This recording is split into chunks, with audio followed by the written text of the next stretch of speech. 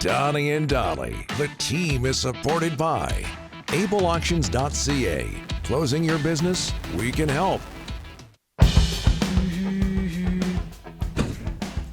Oh. Did that go in the air? See, well, you got to tell me when the mic goes on. Well, when the music starts playing? No, but you don't turn my mic on until I talk. Did that go in the air? People just got a glimpse of what Dollywell does a lot. Was that a Christmas song? I don't know what it was. I hum Christmas songs. I know you all do. day You long. do 12 months a year you hum Christmas songs. I love Christmas songs. It's quite impressive. I could listen to Christmas songs all day. Friday and all of our guests today brought to you by Pastime Sports and Games. More on them a little bit later on in the show. Canucks waking up this morning, and based on points, I'm going to do this so Thomas doesn't have to scream about it, okay? I don't want to hear it. I really don't want to hear it. I'm serious. Here's what a little Ricky did in the 80s. We didn't talk about percentage. That's true. We looked in the standings in the Vancouver Province in the Sun, and we looked where the Canucks were in the Smythe Division. Yeah. And no idiots talked about but we have idiots now that talk about point percentage. It's just the standings. Here they are, the Canucks at 32nd. They're looking up at 31 teams. That's the bottom line. So based on points, as Rick said, they're 32nd. Points percentage, they are a whopping 31st. Yeah. Oh, what a big story. Oh, God. Thomas Drance now joining us from Sportsnet 650 and The Athletic. Thomas, you're one of those guys yelling about points percentage, I know. You don't want to tap the sign, as you say. Well, I didn't know. I mean, I didn't know that rate stats and percentages were woke until just this moment. The Canucks are at the bottom of the NHL standings. That's true. They are not the worst team in the NHL, right? Like, they don't have first waiver priority this morning. Point percentage. It's the best way to discuss where teams sit in season when games played are unequal. And we should go with it. So, okay, 32nd, 31st, whatever one you want to subscribe to. What is the main reason why they are at that point right now? Well, they've been outshot by 125 at 5-on-5. I mean, that's what you need to know. Like, how many games have they played? They're being outshot by 5 per game.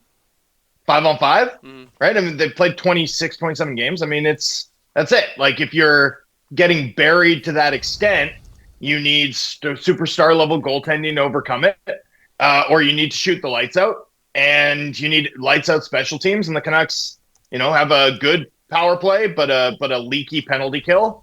Their goaltending on the season, they're like 25th in the NHL in save percentage, and they're only 16th in conversion rate. So that's it. I mean, they're getting buried territorially. They've fallen since the Hedl injury, below a baseline level of functionality at center. Their star players aren't performing like superstar players. That they don't have enough depth, and they're getting buried on the shot counter every game. It's pretty easy to see. I guess the only thing I'd add here is there's no signs of stuff that isn't sustainable, right? Like, if this team's going to get back on track and climb up the standings, or ruin their draft lottery odds, depending on how enthusiastic you are about tanking, they're going to have to show us a level of form that, through their first handful, 27 games, we haven't seen. They're going to have to play at a level that we haven't seen any evidence that they're capable of playing at if they're going to rise up the standings here. Like, they are where they're at, and they kind of deserve to be based off of, what the underlying data tells us. Rick and I debated this in the first segment, and you can't really argue. I think they are right up there, if not at the top, for man games lost so far due to injury. But how much? How top 5? Yeah. So how much can you? How okay would you be if Rutherford had a press conference today and referenced that as a main reason for why they were 32nd? Yeah, it's not true. It's not true. Like, that's wrong, in my opinion. There are some teams that have been more injured than them. They definitely have had a above average rate of injuries over the course of the season. But among those teams that have been more impacted by injuries, especially when you look at the cap hit of those players impacted, you're talking about the Vegas Golden Knights, who are well ahead of them in the standings. You're talking about the Tampa Bay Lightning, who are well ahead of them at the standings. I mean, I don't know if you guys are watching any Tampa Bay Lightning games, but those defenders on the back end, none of them are their big name guys. right? Like they've been without Cernak, they've been without Hedman, they've been without McDonough. It's like, they had an awesome shift in the first period against Pittsburgh last night, and it was a Dastu JJ Moser cooking the Penguins shift. That and then that's their top pair guys. And then go down the list. The New Jersey Devils hanging on without Jack Hughes, right? Like the Canucks don't have a player of Jack Hughes' caliber out of the lineup. Vegas has spent long stretches without William Karlsson, their 2C, Mark Stone, Aiden Hill. Honestly, they're one of the 5 teams most impacted by injuries this season. So they've definitely dealt with their fair share of bad injury luck. But teams that have dealt with more are some of the best teams in the league. The injuries are context for what we've seen. They're not an explanation for it, if that makes sense, right? Good teams overcome injuries, right? If the Canucks weren't as injured as they were, given what we've seen this season, maybe they'd be 25th, maybe they'd be 26th in the NHL 5-point percentage, but they wouldn't be, having a totally different season in which we're talking about them completely differently. That's how I see it anyway. It's context, not an explanation. So where now? 32nd, if they stay 30, 31, 32 all year, I don't think Quinn Hughes is going to want to stick around. What now? Do they finally admit that they might need to rebuild? Where do you go from here? Yeah. So where do they go from here? That's a big question. Where do I think they should go? We all know, right? So I won't get into it. Where does the organization actually go? There have been other moments where it felt very obvious that this team needed to pull the chute, that this team needed to, start to look further ahead, reprioritize away from sort of the win now desperation that has defined the last 13 years of Canucks history, and begin to sort of make a strategic plan to build the next great Vancouver Canucks team. I like one thing that we've seen in the past, Rick, right, is the reaction of the Vancouver crowd in the building, right, has often shaped what happens next, right? That's what we saw in 2021, right? December 2021, 4 years ago, leading to Jim Rutherford becoming president. That was December 9th, 2021. So that was 4 years ago, almost to the day. Yeah. Obviously the Fire Gillis chants, right, toward the end of that 2014 season, right? That was the end. Like it was the next day. So, I think ultimately, how long will this organization tolerate this? I think a lot of that's going to come down to the appetite of the fans and how that's expressed. That's what history tells us about this organization's track record. I guess we go from there. It's frankly a little bit surprising, I think, right? Given what we expected 2 weeks ago when we heard that the team had, had those internal meetings and was going to consider selling veterans, that there hasn't been any sort of more material shakeup with the players involved.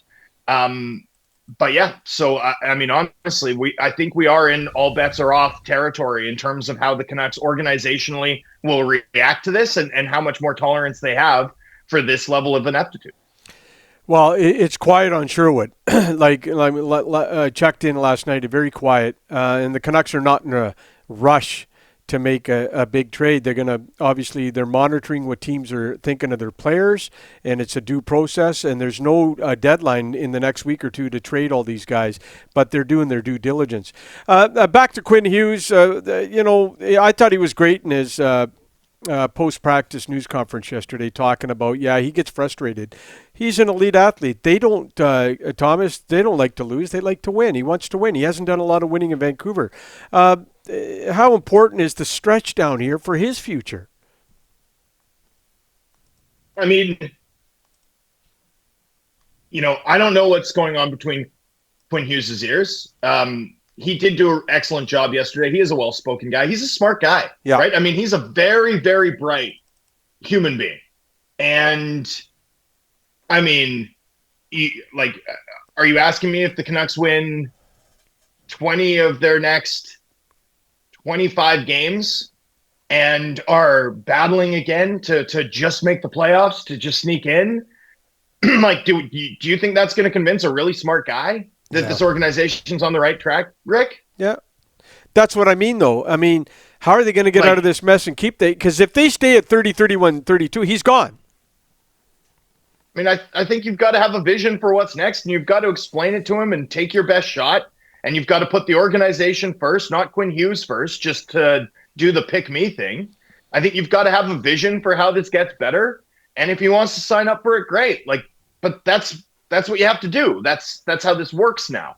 I don't think you can adjust your overall organizational plans or sort of pretend that you don't live in a reality in which this team has no path, right? Without years of disciplined accumulation of elite talent to rise back up the standings and have a chance against teams like the Colorado Avalanche, just because Quinn Hughes signs, right? Like, keeping Quinn Hughes would be awesome. He's the best defender in franchise history, but keeping Quinn Hughes itself alone is insufficient. You'll just end up in the same spot we've been, where you have one of the best defenders in the game who's insufficiently supported for that to matter year over year, right? So what does this mean for Quinn Hughes? I mean, I don't know. I think he's a really bright human being. I think he's a really smart hockey player. I think he's an enormously talented hockey player, obviously, but I also think he's a really smart hockey brain. Like, he knows what's going on. And he's going to have options. And so, I think you try and keep him. I think you explain to him a vision of what this looks like if you're able to sign Quinn Hughes up. But I also think you have to know bone deep that, the sort of dead cat bounce, down the stretch here that gets the Canucks back into the mix for battling for a playoff spot, probably isn't going to be enough to convince him anyway. And also, whether he stays or not, what's coming and what's necessary is going to be required, right? This team's still going to need probably to get a top 5 pick, to get a top 3 pick this year. They're probably going to need another one the year after. And honestly, it might be another year beyond that before you're, set with the sort of baseline level of star talent required to win a Stanley Cup, to deliver on the sorts of ambitions that a super competitive guy like Quinn Hughes almost certainly has for himself over the course of his career. At this point, it's not like if you lose Quinn Hughes, right, you're in a rebuild. It's you've got to rebuild, and that's something you have to explain in trying to keep Quinn Hughes. These two things are not sort of diametrically opposed to one another. They exist on parallel tracks. They're both true. You want to try and keep Quinn Hughes, but you're also still going to need to look to the future in terms of your team building strategy, because this team's not close right now. The standings reflect it. What we're seeing every night reflects it. The way their games are going reflect it. The fact that they're buried territorially every night reflects it. It's time to just accept that, right? Surely, right? You hope so, right? I would think so. I mean, come on. I don't know. What's the argument for keeping Quinn Hughes and then being a contender next year? I mean, well, that's the thing. Even if you add Gavin McKenna to this group, if he's first or whatever, and Hughes sticks around, I mean, are they? What are they? Are they that Are they that much better? Really? I mean, that to your point about adding these assets year over year, building blocks. It can't be 2 guys and then a bunch of stuff. Sea of Granlund's-esque. Yeah, I mean, I'd also just urge everybody, the gulf between Colorado and everybody else right now is massive. Yeah. Right? I mean, there's 4 or 5 great teams in this league, and then there's Colorado.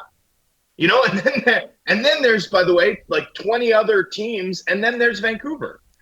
I mean, we just need to be real here about what we're talking about, right? The process to turn things around in Vancouver is a multi-year one. That's readily apparent. And, keeping Quinn Hughes would be amazing because he's super fun to watch. I've enjoyed covering him. I've enjoyed watching him every night.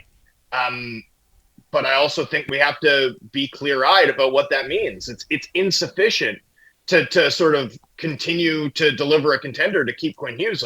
More is going to need to be done. You're going to need to support him with the sort of talent that he's got a shot if he ends up, in a playoff series against McDavid or McKinnon. And, that's years away. That's just the truth. Great stuff today, Thomas. As usual, we will continue to talk about the bright and sunny Vancouver Canucks as the weeks go on. And the virtues of point percentage. Absolutely. A weekly education with Thomas Drance. Thanks, Tom. Appreciate it. Cheers. Have a good Go. weekend.